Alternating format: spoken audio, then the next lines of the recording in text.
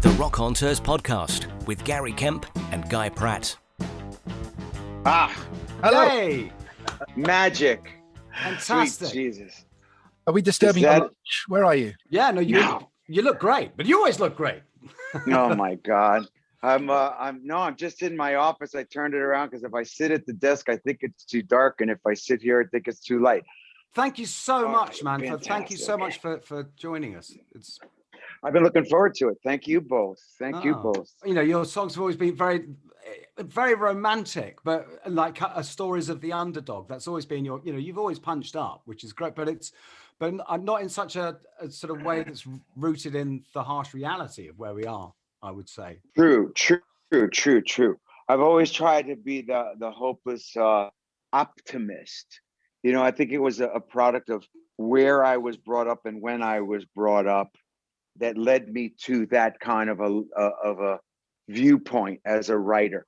You know, we could write a darker song or a darker record, but growing up in middle class New Jersey during the John Kennedy era of America led you to be an optimist. Do you think not having Richie around helps you as a writer to be more personal on this album? And good question. Really good question. Yeah, I think that has been somewhat true, especially because of the subject matter that the world dealt us. So I couldn't have written This House Is Not For Sale and used that imagery as a song because I wouldn't have been writing that song if the band were whole.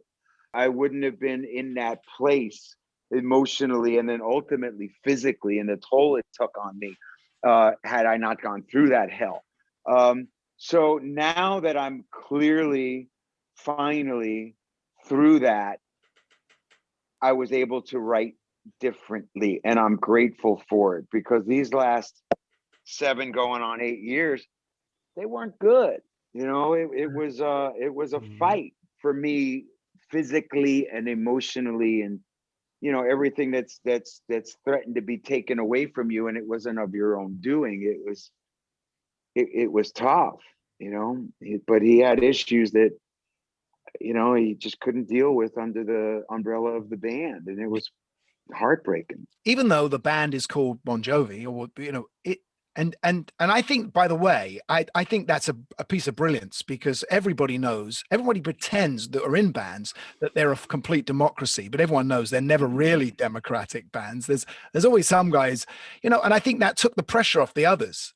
It was called Bon Jovi, it was your band, but they were also in it. But you were a gang, most certainly were a gang.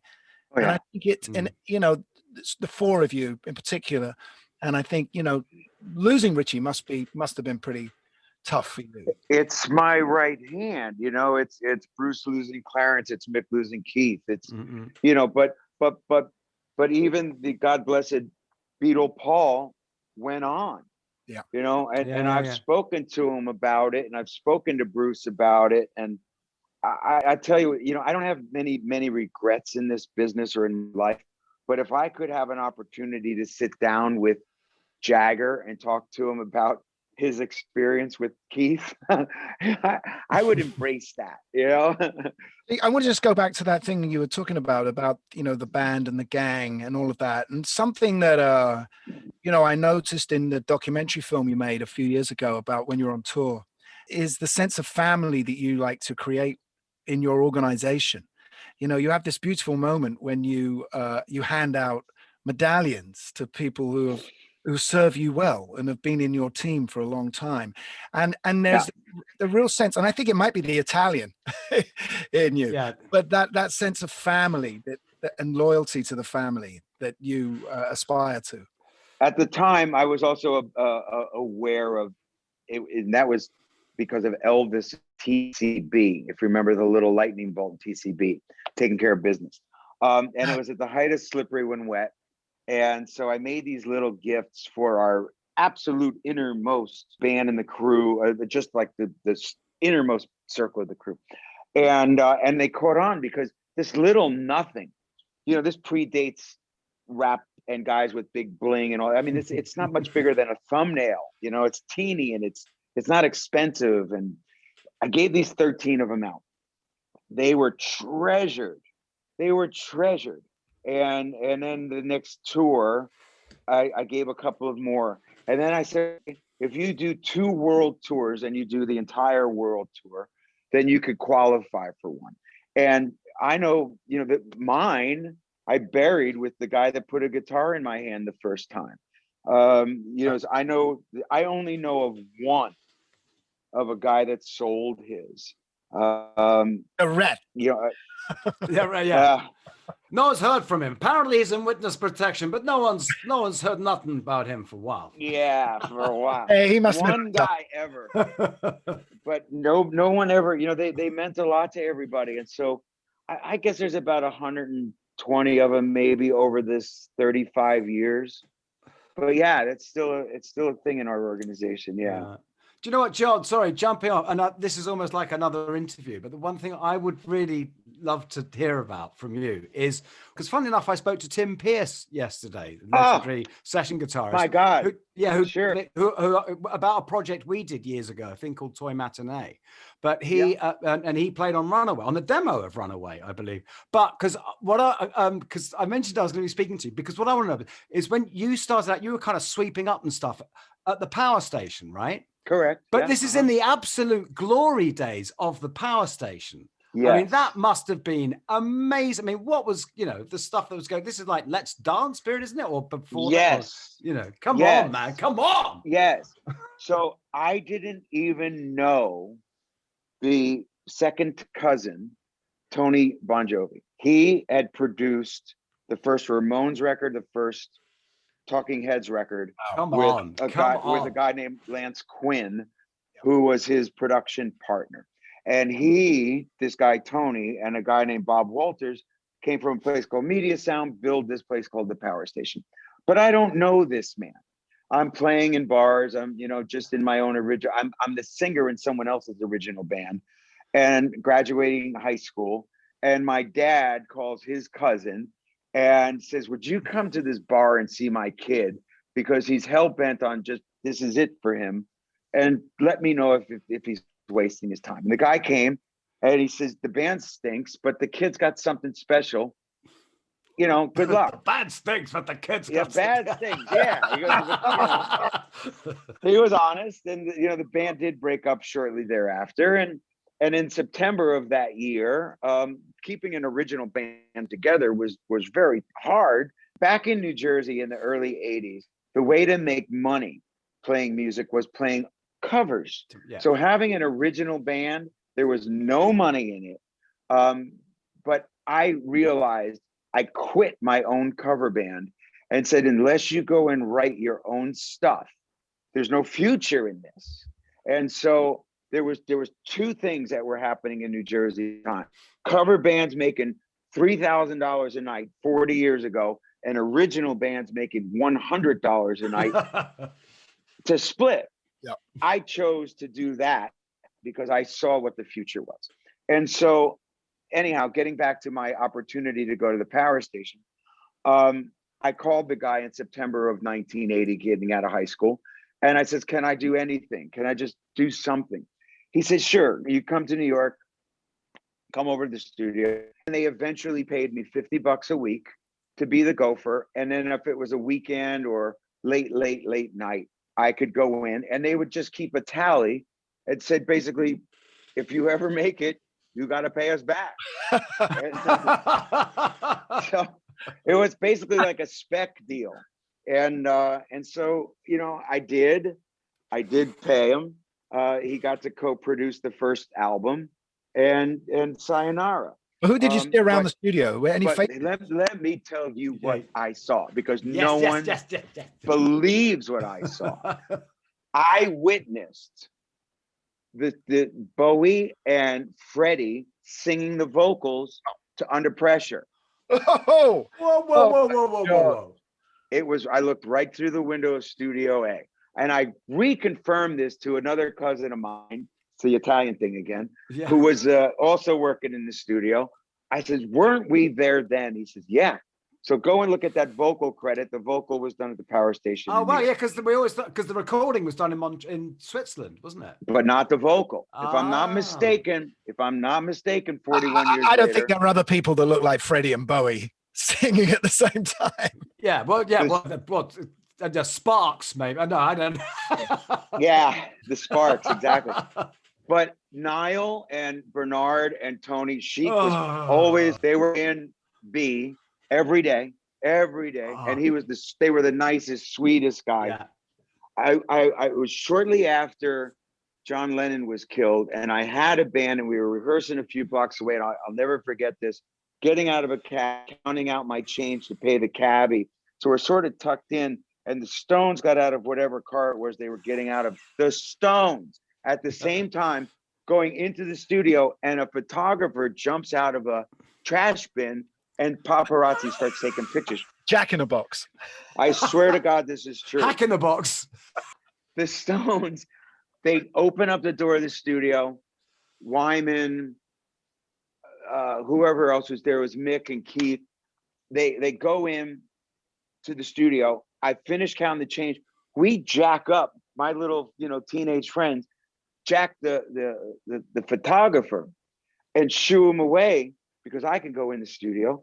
They buzz us in the studio. Wyman is holding the door open and lets us in. The photographer screaming, Mick, give us a picture. I swear to you, he grabs me and these kids and he says, here's my new band, the Frogs. And we took a picture. Oh my God. Have you ever seen it? Is it ever been published? No, because I thought the photographer was Ron Galella. I don't know who the photographer was. I thought it was Ron Galella because that picture exists of me at 18. Have you mentioned this? Have you mentioned this before? Yeah, I have. To Mick, thinking that no, I don't know Mick Jagger. I don't know him. But true story. But I'm telling you, Bruce had just finished The River, and little Steven was making one of his solo albums, and I got to do hand claps on it. And I mean, it was Devo coming through the ceiling because where we'd sleep upstairs in the apartment, you'd hear the sounds reverberating from Studio C at the time. So the crazy things of the people, and the greatest lesson I learned there was the bigger the star, the nicer the person. It was the guy that you don't hear about today who was not cool. Yeah. The Stones were cool. Hey kid, how's those demos going? Or even though I had met Bruce back on the shore, they were always kind. They were always incredibly kind because they knew me from down on the shore. Bernard and Niall and those guys could not have been more gracious. So what was your template, John? What made, because if that was the storytelling and the performer, that would be the foundation. I would say that those two things came from the E Street Band and from Southside for sure. They were killer performers and storytellers. Then if it was the singing, because I think that those two guys are stylists, and I've worked hard to be a better technical singer. There would be guys like Steve Perry from Journey. And then there was the 80s rock band thing of Van Halen, that when that band, the original band broke up in 1984, that was a good thing for the creation of Bon Jovi. You had the good looking kid singer who could really sing. And by the way, was a hell of a performer who knew how to tell you a story. So this was something different. And when we got lumped into that LA, bands of my era and my ilk, I wasn't comfortable. We said, wait, that's not who we are. And it's not who I was. We knew what. The first date I took my wife on was Sam and Dave. I wasn't listening to heavy metal in the parking lot. It wasn't my thing. So all those little things, the storyteller, the lyricist, the performer, but a better singer, and the cute thing. And that all paid dividends. You've been inducted into the Songwriters Hall of Fame as well, and songwriting is what you do. But obviously those first two big hits, Living on a Prayer, there was another songwriter brought in to work with you. I've forgotten his name now. Desmond Child. Desmond Child, yeah. And obviously they were utter smashes, Did that leave you feeling a little bit shaky about how you could take this off on your own? Well, it's a little bit the opposite. You know, I had written Runaway before there was a band, and there was no band. And then the second record, we're trying again, and David and I co-wrote the first single on that record, and then I wrote the subsequent second and third one. The third record, what we had witnessed from afar in our frustration was that Bryan Adams, and this was the example, was writing songs for other people, and it was Tina Turner at the time. And he was getting these videos with her and playing on bigger stages. And I sort of saw myself in that kind of, well, why aren't we getting those shots? And why are we getting lumped in with Rat and Motley Crue and this and that when that's not who we are? So we initially, and this is the truth, said, well, if we could write songs for other people, and I didn't know how. I didn't know how you did that. And a record company guy named Derek Schulman. Oh my God, from Gentle Giant. Yeah, he was my A&R guy. Who would have thought prog rock Gentle Giant from Scotland have got anything to do with Bon Jovi? We always get a prog link, no matter who we speak to. We always get a prog link. Love it. Well, Derek was the one that told me how you go about it with publishers and recommended this guy. And I knew Desmond had a couple of albums because the poster for what was Desmond Child in Rouge hung outside the dressing room, the original bar band in Asbury Park. So I was aware of the name. And so I said, great, let's meet the guy. And so, you know, by happenstance, we got together and wrote these incredible songs. And we said, oh, I think we should keep them. That was the bottom line. And so, you know, Prayer and Bad Name were two of them. But none of us had any major success. You know, I had 2 gold albums. Desmond had 1 top 10 single. His own albums didn't do well. But he was obviously a very talented guy, and the three of us together. Same thing with Bruce Fairbairn, who produced that third album. He was in a band called Prism. He had his biggest thing was a band called Loverboy. They didn't, you know, he was fledgling as a producer. There was a young engineer by the name of Bob Rock. There was a city called Vancouver that nobody had made records in, you know, for real, other than the people from Vancouver. And all of these people came together and this magic called Slippery When Wet. And then Little Mountain Studios became the next generation's power station. That's right. Yeah. It was the absolute everybody. What was that? Everybody. What was that like though, John? Just writing that first song with Desmond, and do you remember it? Yeah. The first one, because there was a song that didn't make it and we gave to a movie. It was called On the Edge of a Broken Heart. And it was for a movie that we gave him called The Fat Boys, I think. And then subsequently Bad Name came, and then ultimately Prayer came. We thought we had a really good record. But at the time, and you're gauging this against the radio, it was like, if we could have something as anthemic as Robert Palmer had that big hit that year, Addicted to Love. Yeah, I played on that album.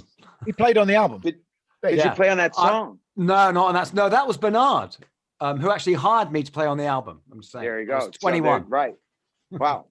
So they that power station and the band, the studio, blah, blah, blah. So we're thinking, like, if we can have a song that's like that, then I started thinking about anthems that work in an audience, having done a whole lot of touring by this time.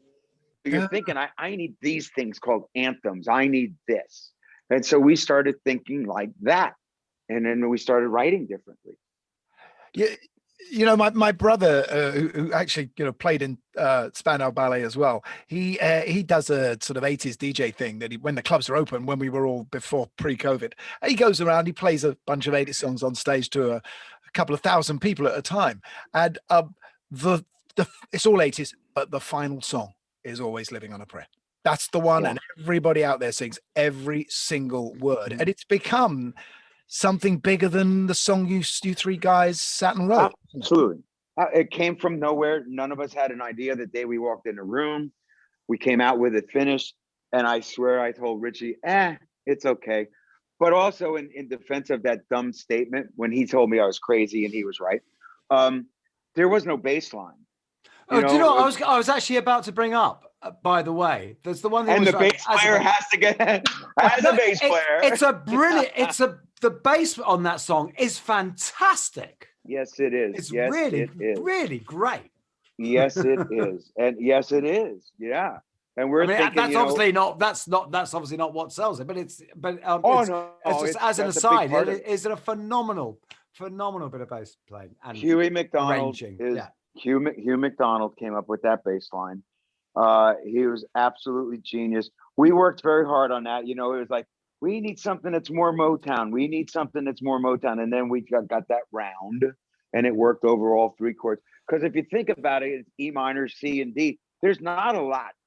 And we created the magic. And in the pre-production room, when Fairburn came down and we were in a demo studio, the bass line was developed.